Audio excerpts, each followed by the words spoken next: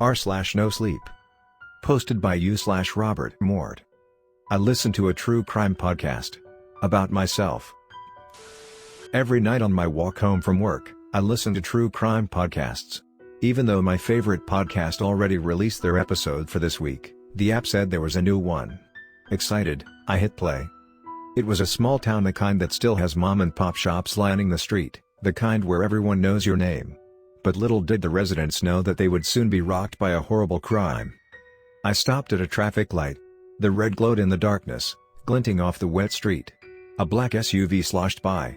Across from me, eerie blue refrigerator lights glowed from inside a corner deli. The chairs all up on their tables, feet in the air. The signal turned to walk. That chilly September evening was no different for the young student. She'd left her shift at the local store and walked back home. Except she never made it home. Young student. Local store. Damn, this was hitting close to home. I was a part-time student at Franklin Community College, and worked at the local convenience store. And, of course, I was walking home.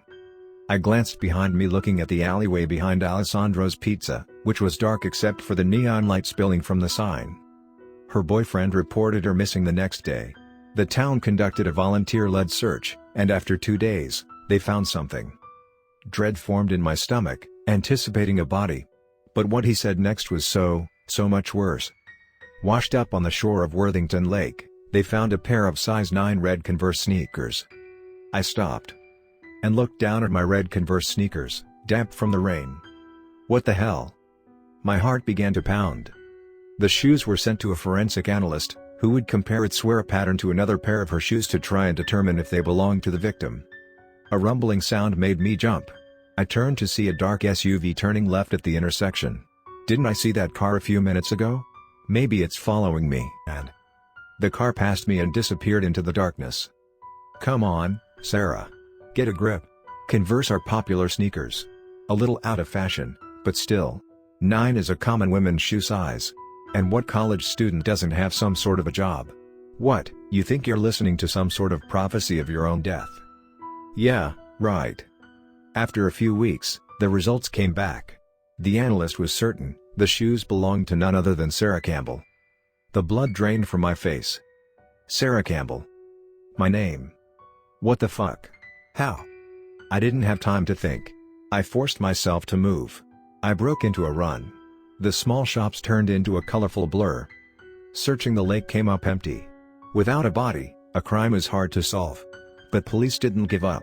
And finally, a witness came forward. Someone had seen a car parked at the lake that night, around 2 a.m. A black SUV with darkened windows. No. What the hell is going on? I whipped around. The street was empty. No people, no cars. No witnesses, said the little voice in the back of my mind, the one that's watched way too many true crime shows. My eyes scanned the shops. All closed. There were 6 black SUVs matching the witness's description in the Franklin area.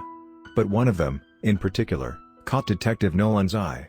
It belonged to John Kelly, a registered sex offender. VRRRM.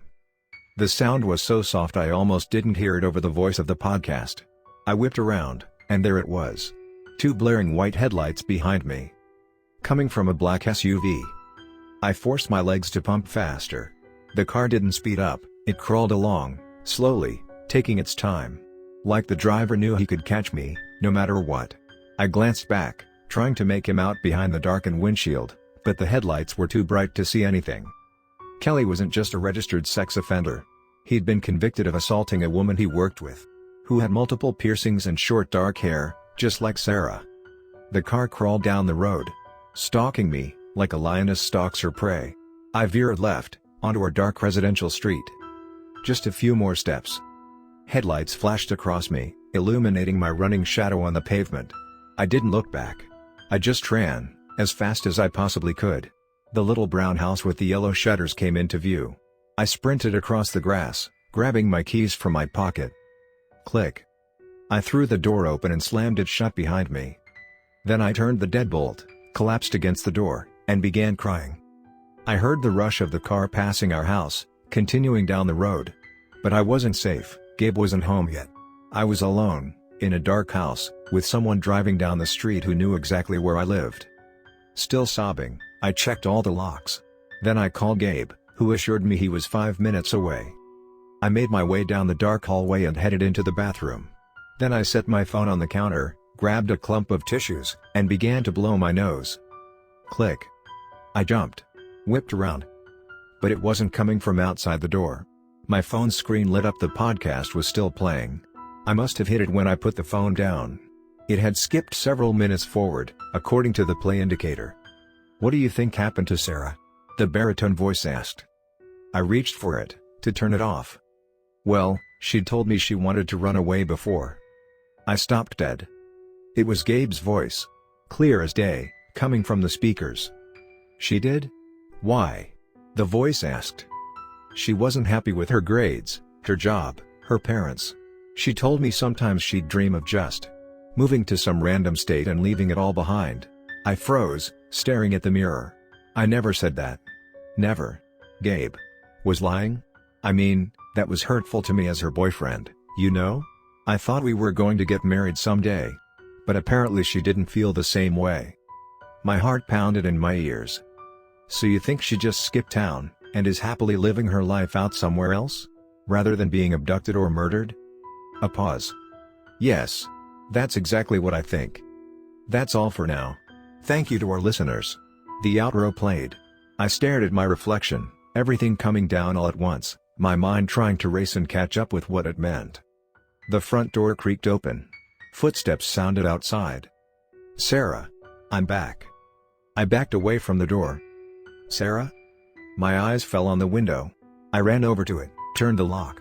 Push. I popped the screen out. Then I swung the leg over, pulled myself through the window, and ran as fast as I could. The next story of this video. Posted by /Robert Mort. There are voices in the woods behind my house. There's a stream in the woods behind my house. And for some reason, that stream is a homing beacon for any young male in a 100-mile radius. I hear them drunkenly shouting into the wee hours almost every weekend. Skinny dipping, taking drugs, who knows?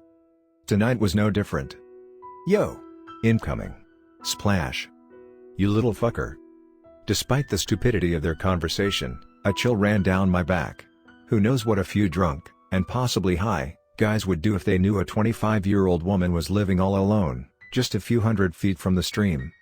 Splash! "You fucker! I'm going to kill you!" Ah ha ha ha! Wild laughs rang out through the forest. I paced into the darkened great room. Front door locked. I continued through the kitchen, to the back door. Locked. Opened the garage. Yep, locked. Brisha looked up at me sadly from her dog bed, and gave a whine. "You're a tired little fluffball, aren't you?" I glanced at the clock. 4:21 a.m. The drunken whooping continued. It sounded louder. Or was it my imagination? Only a few hours until dawn, I told myself. I padded back into the great room, sat in the rocking chair, and picked up my book. The wood creaked underneath me as I rocked. I began to read. To build an effective compost pile, you must have the proper balance of nitrogen and carbon. Otherwise, you risk. Hey, guess what? Emily looked real good last night. You must have the proper balance of nitrogen and... Did she laugh at your tiny dick? Oh. Boorn. I snapped the book shut. Crossed my arms. Laughter rang out, and more whooping. The chair creaked underneath me. The voices seemed to grow louder as I sat there, fidgeting madly, rocking faster and... Brisha started growling. A low growl, emanating through the entire house. I shot up from the chair, my heart pounding, and ran into the kitchen. She wasn't in the dog bed. She was standing at the sliding glass door, peering through the hanging blinds. Hackles raised. Growling. Hard hammering, I walked over to the door. Parted the blinds, peered out into the woods. Couldn't see a damn thing. It was a moonless night. The voices continued. Come on, man, this is fucking lame. Yeah, let's go up that way. No, please no. Footsteps. Snapping branches. Their voices continued, growing louder by the second. And then I heard three words that made my heart jump. Hey, who's that woman? They can see me. Shit, shit, shit. I jumped away from the door, letting the blinds fall with a clatter. Brisha growled. Hey, lady. Do you need help? Huh? Then hushed tones, barely reaching my ears through the woods. Why is she just lying there? Is she dead? Holy fucking shit. I stood there, my brain racing to catch up. Let's get the fuck out of here. We gotta call someone first. I stood at the door, my body frozen. I couldn't move. Couldn't speak. They found a body? I backed away, further into the kitchen. Brisha growled again. And then the voices changed. Wait, she's moving. Call 911. Lady, do you need? The voices cut off. And then the screams started. Horrible screams. The heart-wrenching, awful screams of someone in absolute agony. Instinctively, I reached for my phone. My fingers raced over the screen. But by the time the operator picked up, there was only silence.